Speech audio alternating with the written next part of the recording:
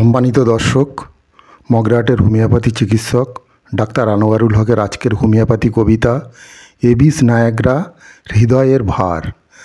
রাতের নিঃশ্বাস গভীর ভারী, ঘুম আসে না, ক্লান্তি বাড়ে, বুকের মাঝে এক পাথর চাপা, কিছুই যেন হজম হয় না যথা।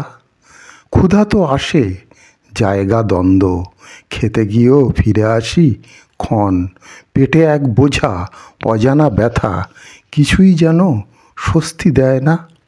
স্বপ্নে দেখি খাবারের স্তূপ, কিন্তু ঘুম ভাঙা ভোরে সব রূপ কেটে যায় বিষাদের ছায়া, তবু ভিতরে জমে যায় ব্যথার মায়া।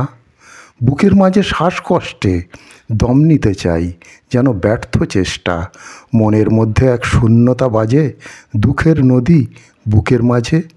তারপর এলো এক নরম ছোঁয়া, আশার আলো ম্লান, বেদনার কণা, এবিস নায়াগ্রা ডাক দিল নীরবে, হারানো শান্তি খুঁজে দিল জীবনে। একটি দানা ছোট্ট আকার, তবু দূর হলো বুকের ভার।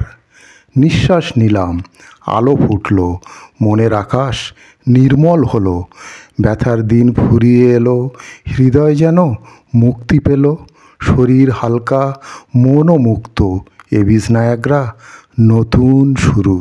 তো সুপ্রিয় দর্শক, আজকের এই হোমিওপ্যাথি কবিতা যদি ভালো লেগে থাকে চ্যানেলটিকে সাবস্ক্রাইব করে রাখতে পারেন, আর ভিডিওটিকে লাইক ও শেয়ার করুন। ভালো থাকুন, সুস্থ থাকুন।